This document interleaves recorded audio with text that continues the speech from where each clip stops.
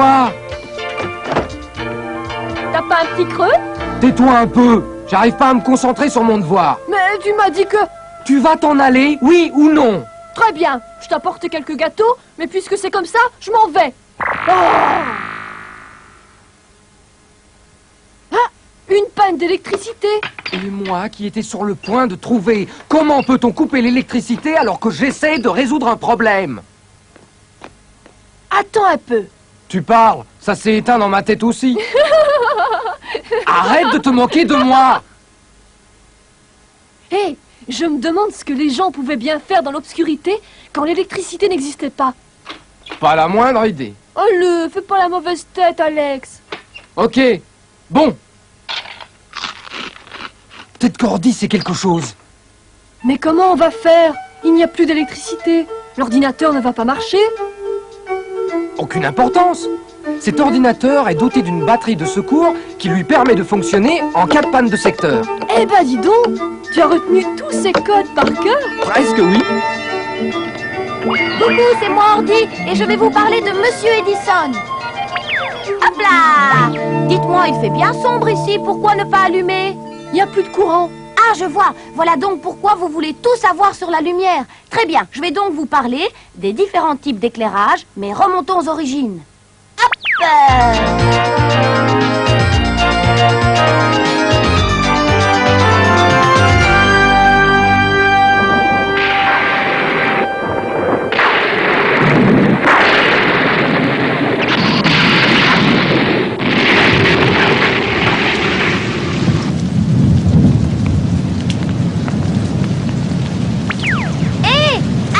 Ne vous approchez pas du feu comme ça.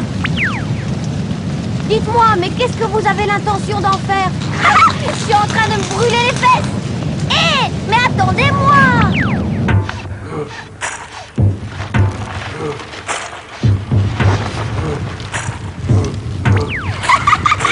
Ça y est, j'y suis maintenant. Il voulait utiliser cette torche pour allumer un grand feu. Le feu est d'ailleurs la plus importante des toutes premières découvertes de l'homme. Nous sommes en Chine, près de Pékin, dans la grotte préhistorique de Zhoukoudian, il y a quelques 500 000 ans. Les hommes savaient déjà comment faire cuire la viande et les aliments dont ils se nourrissaient. Ils utilisaient le feu également pour se chauffer. Boum! Le feu servait également pour les éclairer. Voici donc bien la toute première source de lumière. Mais si le feu nous réchauffe si bien quand il fait froid, l'été ce n'est pas pareil. Oh, j'ai chaud. Oh, quelle chaleur. Il fait meilleur à l'extérieur, mais sans feu, pas de lumière non plus. Oh! Eh non, arrête ça! Lâche-moi! Nous voici en France, dans les grottes de Lascaux. Bien plus moderne que les Chinois, vous ne trouvez pas? C'est que nous ne sommes plus 500 000 ans, mais 17 000 ans en arrière. Regardez bien, ceci est une des premières lampes que l'homme ait fabriquées. On mettait de la graisse animale dans le creux d'une pierre et une simple fibre végétale servait de mèche. Oh, vous ne sentez pas cette drôle d'odeur? Oh, mais c'est de la suie!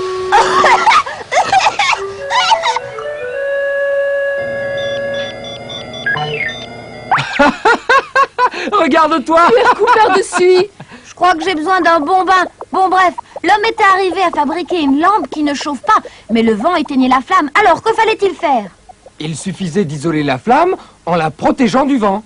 Oui, un peu comme les lanternes japonaises.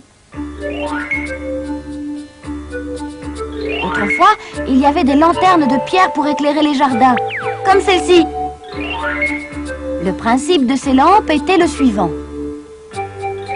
On versait de l'huile dans une soucoupe, dans laquelle on posait également une mèche. On obtenait ainsi une petite lampe ronde. Et sur celle-ci, la mèche était au milieu, maintenue droite par un support. On améliora la qualité de l'éclairage en plaçant un verre de lampe autour de la mèche pour que l'air circule mieux. Comme dans une cheminée. Oui, oui, je sais. J'ai vu une lampe comme ça dans un musée. À quoi ça ressemble? Voyons... Laissez-moi faire, je vais tout vous expliquer. Voici une lampe à huile que les gens utilisaient aux quatre coins du monde. avant que le gaz puis l'électricité ne soient utilisés il y a une centaine d'années. L'huile fut d'abord d'origine animale. Graisse de caribou, de poisson, avant d'être d'origine végétale. En 1859, aux États-Unis, le colonel Drake fera le premier puits de pétrole. Du pétrole, on tira par distillation le kérosène pour les lampes. Les lampes devinrent plus lumineuses et moins fatigantes pour les yeux. Oui, mais c'est épuisant de nettoyer ces globes. Mon maître serait furieux contre moi si j'en brisais. Tu as raison. Et puis, ce n'est pas encore assez lumineux pour lire ou réaliser des travaux minutieux. Eh oui! Ça, c'est bien vrai. Et puis, dis donc, ça coûterait beaucoup d'argent si on allume la lumière à chaque fois qu'on en a besoin. Nous, tu vois, Ordi, on va se coucher dès que le travail est fini. Il existait de nombreux procédés d'éclairage. Des lampes à pétrole, des lampes à gaz, des chandelles. Mais tous coûtaient très cher et seuls les gens aisés pouvaient en profiter.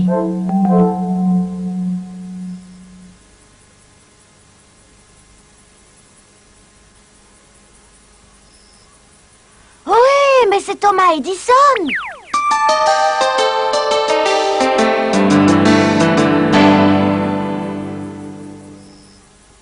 Bonjour, qu'est-ce que vous êtes en train de regarder? Pauvre petite Anne, obligée de lire dans le noir.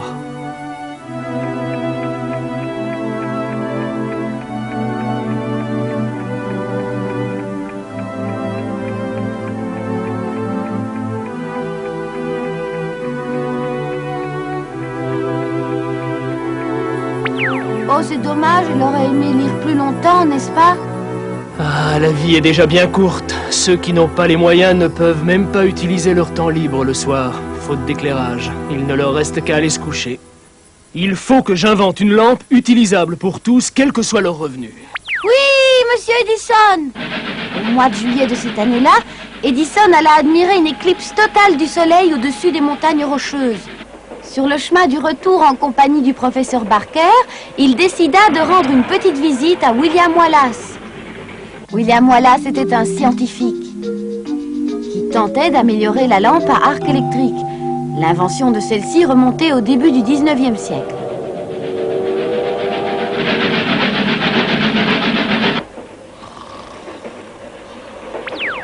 Eh bien, en voilà une attitude pour un grand inventeur. Enfin, ce n'est pas si grave. Voilà l'occasion de parler un peu plus de cette fameuse lampe. Le Britannique Humphrey Davy fut le premier à fabriquer une lampe d'arc électrique. Elle date de 1808. Voici une batterie que Davy utilisa. Il en relia ainsi 2000. Un véritable record pour l'époque. Il fit se toucher les deux pointes de platine pour que le courant passe. Puis il les écarta un peu. Tu vois, ça éclaire, l'électricité circule le long de l'étincelle. Cette lueur dont la température dépasse les 3000 degrés, c'est l'arc électrique. Vous me suivez? Mais quelle luminosité, un peu trop en fait. De plus, comme le platine revenait trop cher, il dut chercher autre chose. Il lui vint l'idée d'utiliser des crayons de charbon. Chouette, monsieur Davy, vous avez enfin trouvé un matériau pour remplacer le platine? Oui, mais il me faut trouver une manière pratique de l'utiliser. Eh oui, l'invention de Davy était très lumineuse. Mais tout ceci nécessitait beaucoup de batteries et les crayons de charbon brûlaient très vite. Par la suite, on améliora la lampe d'arc qui servit à l'éclairage des belles rues de Paris. Tout comme les grands boulevards de Los Angeles.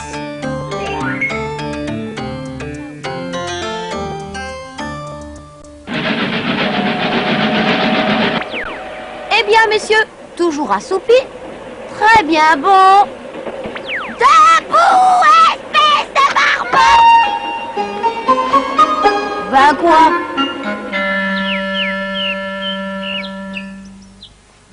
Voici la lampe à arc électrique de ma fabrication.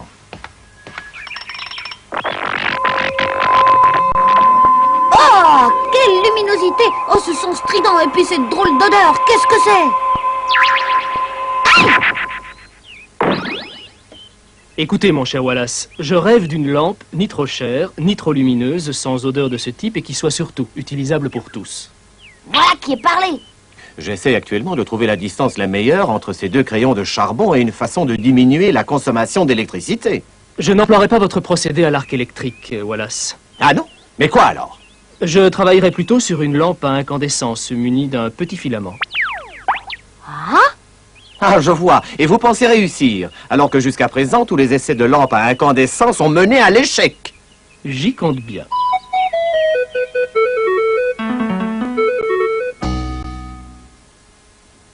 Ainsi, dès son retour dans son atelier de Menlo Park, Edison commença à étudier la lampe à incandescence, bien décidé à résoudre le problème. Tout va bien, monsieur Edison? C'est-à-dire que maintenant, il me faudrait trouver un matériau pour le filament. Est-ce que vous savez ce qu'on appelle un filament? Avez-vous déjà observé l'intérieur d'une ampoule électrique? Vous savez peut-être qu'il y a un petit bout de métal qui produit la lumière. Oui, là! Eh bien, c'est lui qu'on appelle le filament. Regardez comme il devient rouge quand le courant passe. En augmentant la tension, la température augmente et le filament devient incandescent. Mince alors, le filament a grillé! Dès qu'on augmente la température de façon à obtenir une lumière blanche, le filament brûle. D'ailleurs, ce qui me donne le plus de soucis. Alors c'est cela qui a freiné tous les chercheurs qui vous ont précédé, monsieur Edison? Eh oui, mais moi je vais réussir, ma petite ordi, même si cela doit me prendre des années de travail.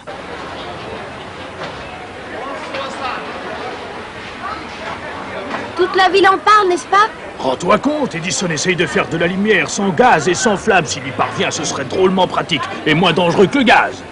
Mais la nouvelle ne réjouit pas les compagnies de gaz. Oh, bon sang, sacré Edison. Si son invention aboutit, qui voudra encore s'éclairer au gaz, réunir ses qui de droit et anéantissez moi ce Thomas Edison et tous ses projets. Compris? Alors, exécution. Tout de suite, monsieur. Oh, cette petite fripouille d'Edison. Et c'est ainsi que quelques jours plus tard... Quelque chose ne va pas, Edison? Ah, mon bon Mackenzie, maintenant que les financiers qui m'aidaient me laissent tomber, tous mes projets sont à l'eau. Je ne sais plus quoi faire. Comment? Un coup monté par la compagnie du gaz, c'est certain! Comment vais-je m'en sortir? Non, je ne vous donnerai pas $1 de plus. Vos expériences ne mènent à rien! Quel lâcheur! La ferme! Toi-même! Hé, écoutez plutôt ça. Monsieur Morgan accepte de soutenir financièrement nos recherches. Vous avez bien dit Morgan, le grand financier? C'est bien ce que j'ai dit. Eh bien, sachez, mon cher Bachelor, que cet homme est un des plus riches des États-Unis d'Amérique. Quoi? Youpi, on peut continuer, monsieur Edison! Les recherches sur la lampe à incandescence reprirent. Pour que le filament soit suffisamment lumineux, il fallait dépasser les 1000 degrés. Mais les filaments ne résistaient pas à une telle température et grillaient les uns après les autres. Vous ne croyez pas que nous allons être obligés de revenir au platine, monsieur Edison? Comme je le comprends, et lui qui souhaitait fabriquer une ampoule électrique que tout le monde aurait pu s'acheter. Alors qu'avec le platine, les lampes allaient coûter très cher. Puisqu'il ne trouvait aucun autre matériau satisfaisant, il se résolut donc à travailler avec le platine. Mais des difficultés persistaient. Vous voyez, avec le platine, ça fonctionne. Le filament ne grille plus. Oh non, encore raté. Alors là, je ne comprends plus. C'est que ce n'est pas aussi facile que ça, même avec du platine. Que voulez-vous dire, monsieur Edison? Vous avez remarqué comme l'aiguille a bougé avant que ça ne grille? En effet, il comprit donc que même avec du platine et une tension assez faible, une rapide variation de tension suffisait pour griller l'ampoule. Edison mit au point un système capable de couper le courant en cas de surtension. Il essaya d'améliorer la résistance de son platine, mais ça n'était toujours pas ça. Et toute une année passa ainsi à faire des recherches. Toujours pas de filament qui chaufferait, éclairerait sans fondre ni griller? Non, mais il doit bien exister quelque part. Je n'abandonnerai pas. Quel courage! Mauvaise nouvelle! Ah, j'ai de mauvaises nouvelles pour vous, Edison. Monsieur Morgan ne vous prêtera plus d'argent. Quoi? Oui, on dirait qu'il en a vraiment assez d'attendre. Tant de chercheurs se sont découragés avant nous. Ce n'est pas si facile. Vous savez bien que nous sommes sur le point d'aboutir. Nous avons besoin de temps, Mackenzie. Et d'argent! Vous oubliez peut-être que je suis de votre côté, Bachelor. Je n'y suis pour rien, moi! Mais Edison n'abandonnait toujours pas. Quelque chose de plus courant que le platine. Mais quoi?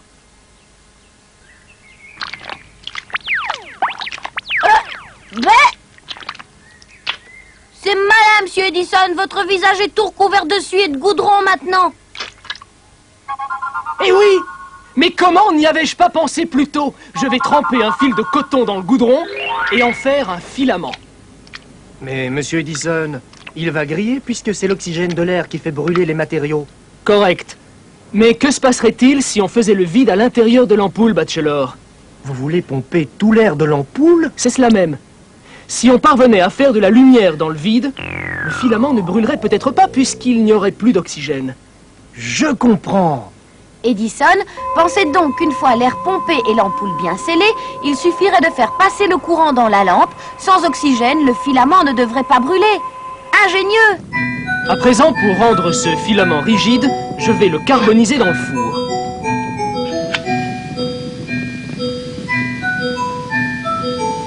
Mais Thomas Edison n'était pas encore au bout de ses peines. À partir de ce moment-là, il lui fallait trouver un moyen de faire tenir dans une ampoule le fil de coton carbonisé. Il parvint finalement à faire le vide au moyen d'une pompe spéciale. Voilà, tout est prêt. Il ne nous reste plus qu'à patienter et prier pour que tout fonctionne.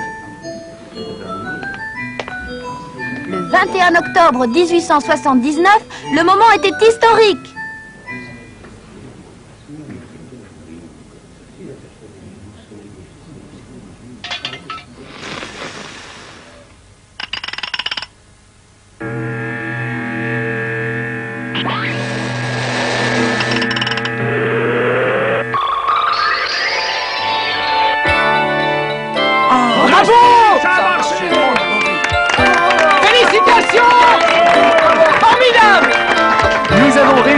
Edison, c'est formidable! Fantastique! Oh, j'en peux plus! Monsieur Edison, félicitations! J'aimerais que cette ampoule tienne au moins 10 heures. Elle est toujours allumée! Réveillez-vous vite, monsieur Edison! Mais... c'est gagné! 45 heures, voilà 45 heures qu'elle brille. Merci à tous. Vous avez réussi, bravo à vous. Mon bon Mackenzie. Plus de 3000 personnes furent invitées à passer le réveillon du jour de l'an à Menlo Park. 400 ampoules s'allumèrent en même temps au-dessus de la neige qui scintillait aussi. Après plus d'1 an à travailler comme un fou et 50 000 $ bien utilisés, Edison venait enfin de réussir. Oh, que c'est beau! Regardez! Oh, magique! 2 mois plus tard, Edison réussit à faire brûler l'ampoule 170 heures. Hé, mon éventail! Laisse-moi en carboniser un petit bout. L'ampoule équipée d'un filament en bambou carbonisé brille 200 heures d'affilée.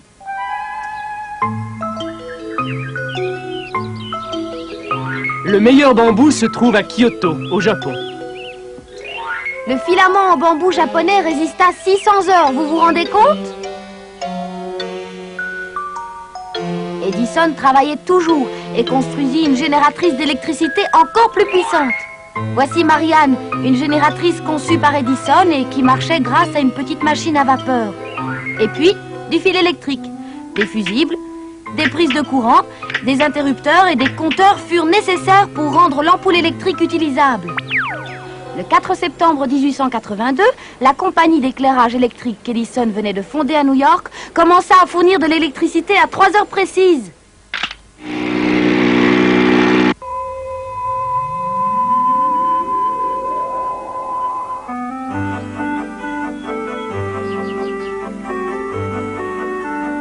Oui, c'est à vous que l'on doit toute cette féerie. Encore merci, monsieur Edison.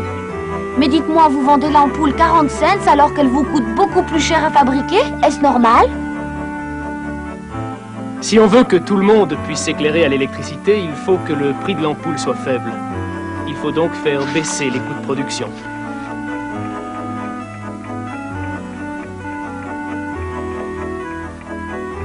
Quatre ans plus tard, le coût de fabrication d'une ampoule électrique n'était plus que de 22 cents. Et la nuit n'empêche plus notre petite Anne de lire. Grâce à l'ingéniosité d'Edison, la nuit s'illumina ainsi dans le monde entier. Et voilà! Et tous les lieux publics, universités, bibliothèques, entreprises bénéficiaires du développement de l'électricité. C'est fou ce qu'en un siècle de temps, l'électricité a progressé, vous ne trouvez pas les enfants? Je vois bien que nous ne pouvons rien faire sans électricité. T'inquiète pas, la lumière va revenir. Allez, à plus tard! À bientôt, Ordi! Ça y est, ça remarche. Fantastique! Je préfère quand tout est allumé. Oh oui, moi j'ai eu un peu la frousse dans le noir. Je sais. Hé, où vas-tu? Alex, où tu vas? À la librairie. La librairie? Puisque nous avons de la lumière, autant en profiter, non? Et moi, j'ai envie de lire des tas de livres ce soir. Ah, tu aimes la lecture maintenant? C'est nouveau. Oh, zut! J'ai complètement oublié d'éteindre la lumière. Ah, c'est pas bien du tout. Et les économies d'énergie alors? Ça peut arriver à tout le monde. Je sais, mais il faut pas gaspiller l'électricité. Oui, d'autant plus que ça coûte cher. Alors, qu'est-ce qu'on fait? Tu veux que je remonte ou quoi? Tu vas voir, laisse-moi faire.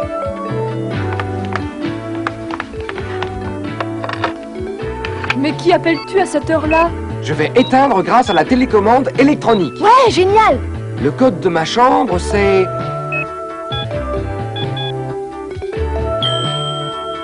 Fabuleux, ça a marché! Alors, on y va?